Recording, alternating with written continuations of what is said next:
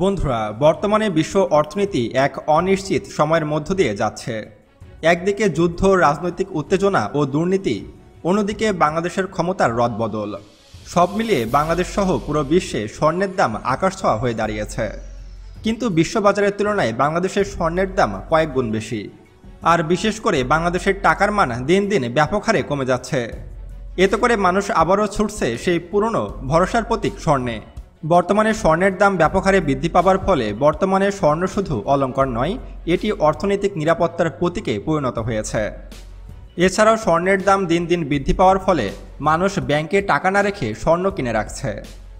বাংলাদেশের স্বর্ণের দাম এত বাড়ল কেন, এর পিছনে কারণ কি, বা এর পিছনে কারা জড়িত, বা কোন স্বর্ণের মাফিয়াদের কারণে বাংলাদেশের স্বর্ণের দাম অন্যান্য দেশের তুলনায় বেশি, সে সম্পর্কে বিস্তারিত আলোচনা করা হবে আজকের ভিডিওতে। তাই আজকের ভিডিওটি অনেক বেশি গুরুত্বপূর্ণ ও ইনফরমেটিভ হতে চলেছে।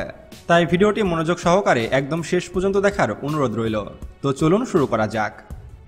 বন্ধুরা, বাংলাদেশের স্বর্ণের দাম দিন দিন ব্যাপক হারে বৃদ্ধি পাচ্ছে। যদিও এই দাম আমাদের পার্শ্ববর্তী দেশের তুলনায় অনেক বেশি। বাংলাদেশের স্বর্ণের দাম কেন ভারত ও দুবাইয়ের চেয়ে বেশি, চলুন জেনে নেওয়া যাক।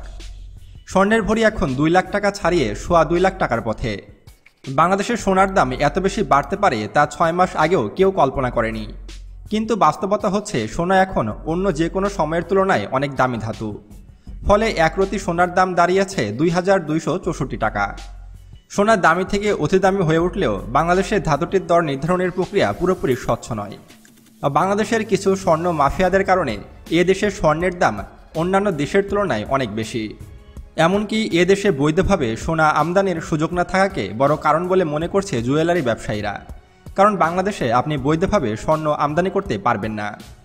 দুবাই জুয়েলারি গ্রুপ নামে জুয়েলার্স সমিতির ওয়েবসাইটের তথ্য অনুযায়ী সংযুক্ত আরব আমিরাতের দুবাইয়ে বর্তমানে স্বর্ণের মূল্য, যেটি 22 ক্যারেট, সেটির মূল্য প্রতি ভরি 5269 দিরহাম, যা বাংলাদেশি মুদ্রায় 1,75,254 টাকা। অন্যদিকে পার্শ্ববর্তী দেশ ভারতের বুলিয়ন অ্যান্ড জুয়েলার্স অ্যাসোসিয়েশনের ওয়েবসাইটে দেওয়া দর বলছে বর্তমানে ভারতে প্রতি ভরি স্বর্ণের দাম 1,41,053 রুপি, অর্থাৎ বাংলাদেশি টাকায় তা গিয়ে দাঁড়ায় 1,96,063 টাকায়, যা 2 লক্ষ টাকারও কম। বাংলাদেশ জুয়েলার্স সমিতির বেঁধে দেওয়া দাম অনুযায়ী গতকাল দেশের বাজারে ভ্যাট ও মজুরি ছাড়া 22 ক্যারেটের এক ভরি সোনার দাম ছিল 2,17,382 টাকা। তাতে দেখা যাচ্ছে দুবাইয়ের তুলনায় দেশে এক ভরি সোনার দাম 42,128 টাকা বেশি, আর ভারতের তুলনায় দাম বেশি 21,007 টাকা। যদিও বাংলাদেশ ও ভারত একই জায়গায় অবস্থিত, তারপরও কিন্তু ভারতের চেয়ে বাংলাদেশে প্রতি ভরি স্বর্ণের দাম 21,007 টাকা বেশি। এখন প্রশ্ন হলো, ভারতের তুলনায় বাংলাদেশে প্রতি ভরি স্বর্ণের মূল্য কেন এত বেশি? এর পিছনে নিশ্চয়ই কোনো মাফিয়াদের হাত রয়েছে। আর এখানে উঠে আসে বাসুজের নাম। আর এর পিছনে জড়িত রয়েছে বেশ কিছু স্বর্ণ মাফিয়া।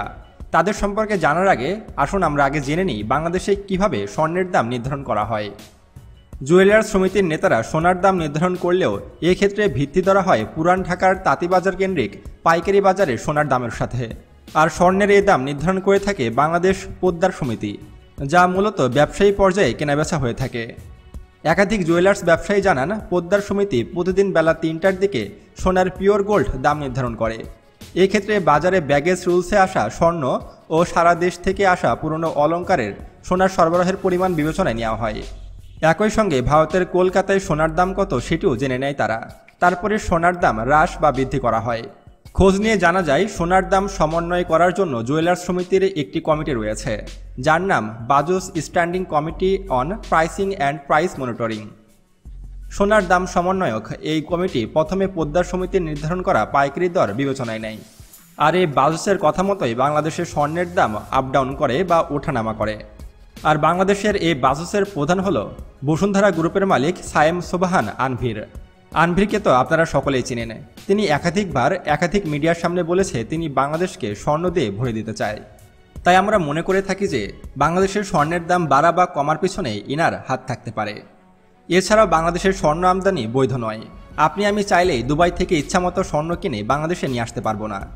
আপনার আমার রক্ত পানি করা টাকা দিয়েও কিন্তু আমরা বিদেশ থেকে স্বর্ণ কিনে দেশে আনতে পারবো না। আমাদেরকে অবশ্যই এদের কাছ থেকে স্বর্ণ কিনতে হবে। তাই বলা যায় যে স্বর্ণ কেনার ক্ষেত্রে আমরা এদের কাছে জিম্মি। ফলে বাংলাদেশের এই বাজুস বা অন্যান্য সমন্বয়করা বাংলাদেশের স্বর্ণের দাম যা ঠিক করে দেবে আমাদেরকে সেই টাকাতেই বাংলাদেশের স্বর্ণ ক্রয় করতে হবে। তাই আমরা বলতে পারি যে বাংলাদেশের জনগণ ও আমরা এদের হাতে জিম্মি আছি।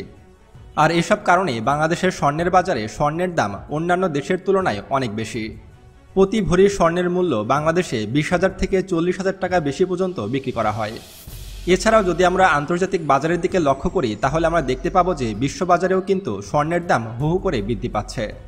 বিশ্বব্যাপী সামরিক সংঘাত ও মূল্যস্ফীতির কারণে সারা বিশ্বব্যাপী বর্তমানে স্বর্ণের চাহিদা ব্যাপক হারে বৃদ্ধি পেয়েছে।